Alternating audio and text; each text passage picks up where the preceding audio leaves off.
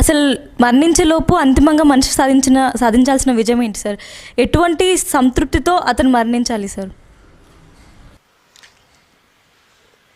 డబ్బులు, పదవులు, అధికారాలు పక్కన కొట్టేసి మరీ సంపాదించేడాలు, తొక్కేసి మరీ సంపాదించాడు. నువ్వు చచ్చేటప్పుడు ఇవన్నీ నీతో రావబ్బా. పచ్చిగా చెప్తాను నేను. నీ సొంత పెళ్ళం పిల్లలే రారు, నీ సొంత మొగుడు పిల్లలే రారు. నువ్వు కొనుక్కున్న చాలా అందంగా కొనుక్కున్న వ్యాలెట్ నీతో రాదు, నీ దాంట్లో వేయట్లేదు. నీ బంగారు ఉంగరాలు నీతో వేయట్లేదు. డ్రెస్ కూడా వేరే. యాక్చువల్గా ఈ మధ్యకాలంలో క్రిమేషన్లో మనం యాజిటీస్గా వేసేస్తున్నారు, కానీ మామూలుగా అయితే కనుక వితౌట్ డ్రెస్ వేస్తారు. శవం మీద ఓన్లీ ఒక ఏదో క్లాత్ ఉంటుంది, అది కూడా చూడకుండా తీస్తారు. ఎవరు చూడకూడదు అంటారు. అప్పుడు ఎందుకంటే అంత నగ్నంగా చూడలేం కాబట్టి తీస్తారు. అప్పుడు కట్టి కాలుస్తారు వెంటనే పిడకలు అవి పెట్టి. మరి ఏం పట్టుకెళ్తావు నువ్వు? కాబట్టి నువ్వు చనిపోయే సమయానికి నాకు 500 కోట్ల ఆస్తి ఉంది, నా పిల్లలకి పిల్లల పిల్లలకి పిల్లల పిల్లలకి సంపాదించి పెట్టాను అంటే ఏం చేసావు? అయితే సో వాట్? వాడిని కొట్టి వీడిని కొట్టి వీడి దగ్గర అబద్ధాలాడి వాడి దగ్గర అబద్ధాలాడి సంపాదించాను అయితే ఏంటి? నా దృష్టిలో మరణించేటప్పుడు ఏం జరగాలి అంటే, ఇప్పుడు ఏం జరిగితే నీ హ్యాపీ అంటే 3 లేయర్లు చెప్తాను నేను. Layer number 1, layer number 2, layer number 3. Layer number 1, ప్రతి ఒక్క వ్యక్తికి క్లోజ్డ్ సర్కిల్ ఉంటుంది.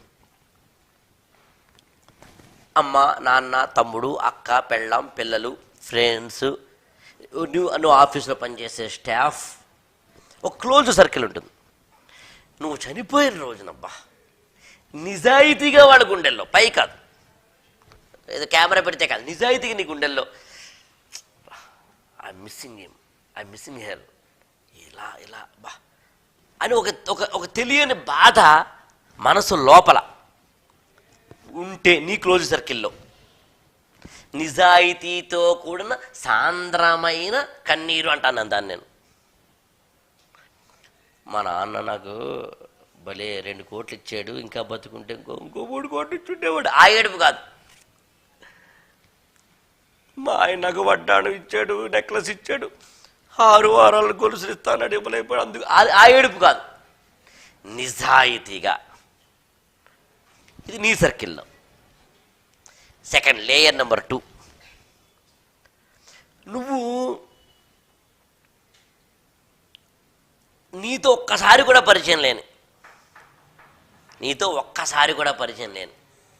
ఎవరో ఒక వ్యక్తి ఎక్కడో నీ మరణ వార్త విని, అరే ఇతనా ఆ రోజు నేను బస్ స్టాండ్లో కనిపించాను రా, నా పర్స కింద పడిపోతే ఇచ్చాడు రా, ఇతనా అరే ఆ రోజు నేను ఎలా అడ్రస్ అడిగాను రా, ఎలా వెళ్ళాలని, ఎంత సౌమ్యంగా నవ్వుతూ ఆనందంగా చెప్పాడా ఇతనా అని కనుక నీ మరణ వార్త విని ఇంకొకరు ఎవరైనా నీతో ఒకసారి కూడా కలవని జీవితంలో అతను కనుక నిజాయితీతో కూడిన సాంద్రమైన కన్నీరు విడిస్తే సెకండ్ లేయర్లో నీ లైఫ్ సక్సెస్ అట్లక.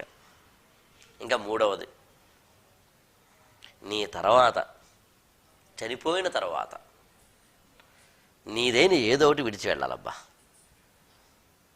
నీదోటి ఏదో ఒకటి విడిచి వెళ్ళాలి. నీ తాత్వికత కావచ్చు, నీదైన ఆలోచన ధోరణి కావచ్చు, నీ అనుభవాల సంపుటి కావచ్చు, ఇలా శాశ్వతమైన ఏదో ఒకటి మాత్రం విడిచి వెళ్ళాలి. జీసస్ క్రీస్తు కావచ్చు, మహమ్మద్ ప్రొఫెట్ కావచ్చు, బుద్ధుడు కావచ్చు, వర్తమాన మహావీరుడు కావచ్చు, స్వామి వివేకానంద కావచ్చు, అబ్దుల్ కలాం కావచ్చు, విడిచి వెళ్ళలేదా?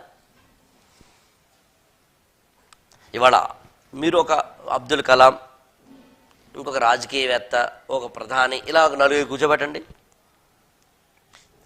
అందరూ లేచి నిలబడి మనస్ఫూర్తిగా దండం పెట్టేది ఎవరికి?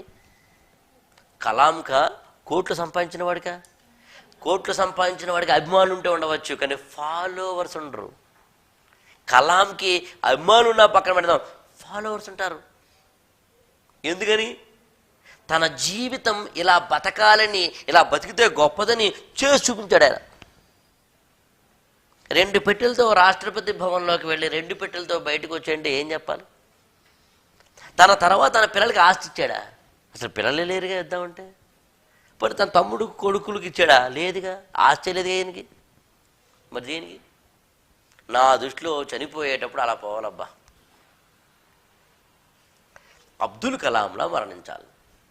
ఏం సాధించాలంటే ఈ 3 లేయర్స్లో కనుక సాధిస్తే నా దృష్టిలో నిజమైన జీవితం, అసలైన జీవితం. దీని అంతటికీ ఇలా సాధించడం కోసం ఎలా బతకాలి? నవ్వుతూ బతుకు.